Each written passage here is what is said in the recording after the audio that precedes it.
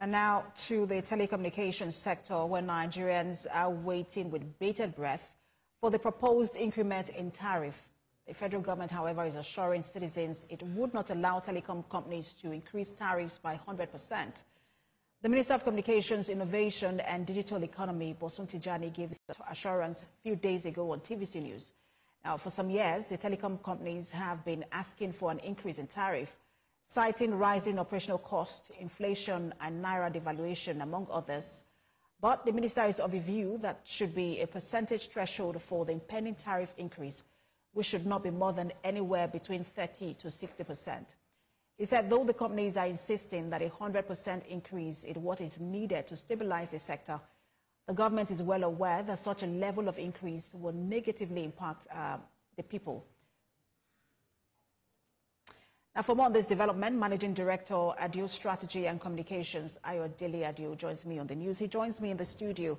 Good to have you join us. Thank you for having me. So we understand that this, well, I'll use the word lobbying, has been on for a while now to increase the tariff, and it's been on for like 10, 11 years.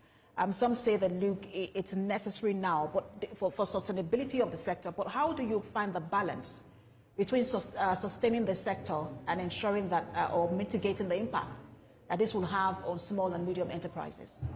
I mean, it's going to be quite tricky to mitigate that impact, because in reality, like you have rightfully said, that it's been 10 years in the making. And if you looked at the price hike, especially with energy costs, forex losses that have been incurred by many of these telcos, and of course the level of inflation in the country has necessitated a review of these tariffs. It's just hard to argue against those reviews. Even though you talk about the impact it's going to have on the economy, it's just hard to make the argument and believe that. However, we know that it's going to have a significant impact, particularly on consumers across the country. We're suffering from what the famous economist Isabella Weber describes as shockflation, because households are under pressure. They're paying 50 to 80% more on electricity. We're paying 3 times more on petrol, and all of that. And then now you're going to be paying at least 40 to 60% more on data and perhaps, phone calls. This is going to have a significant impact on the purchasing power of many Nigerians. And you think of the fact that a lot of small businesses tend to rely on telco services, whether it's data, Absolutely. whether it's calls, a lot of creatives, who put their content on YouTube. Online, especially for those who don't sell their things online. It's, and this will push up their costs by, a whole lot.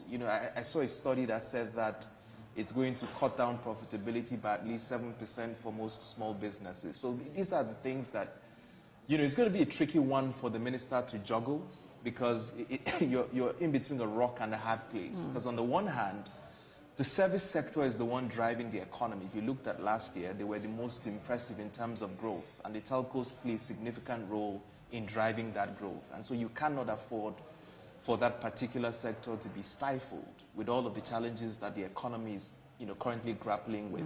And so you want to do something. You want to allow and the telcos also need the increase in tariff to be able to make the necessary investment in the industry. But again, what is the guarantee that once the tariff is increased, that the corresponding investment that is needed will be made, which would then lead to improved network and relevant services for Nigerians? So that guarantee will be determined by the regulator. That's where they have to do their jobs, because the regulators who are going to allow for this tariff review upwards will need to ensure that they are setting benchmarks that must be met, that they are setting service quality that must be achieved by these service providers.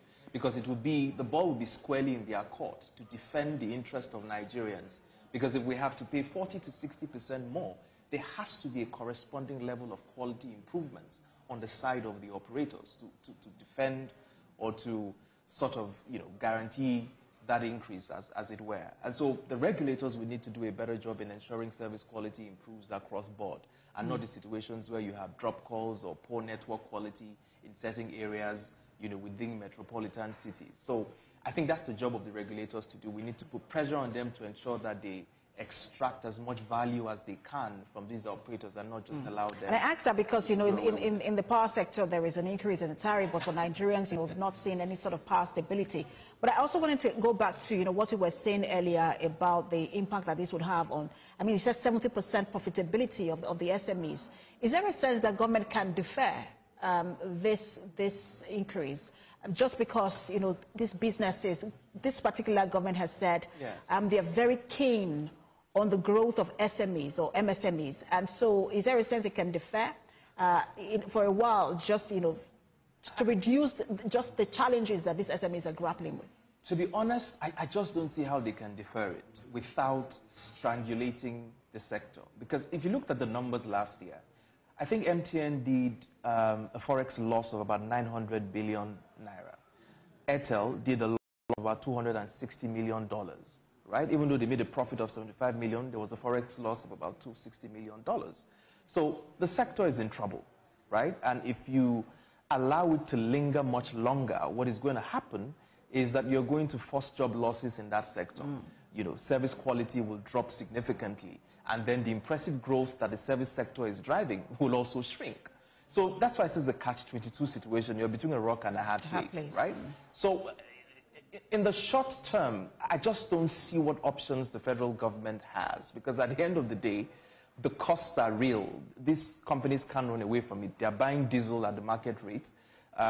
They have to review salaries of their staff upwards. Minimum wage had to be implemented and things like that. So operation costs have gone up significantly. And it's just hard for you to defer this rate, going forward. It's just that we just have to deal with the reality of what the fallout will be. I do not envy the Minister of Innovation and Digital Economy now. I mean, there is no win-win for this. Of course, there's absolutely no win-win. No win. Thank you so much for your time. The Managing Director at Strategy and Communications, Ayodele Adio, thank you. Thank you for having me.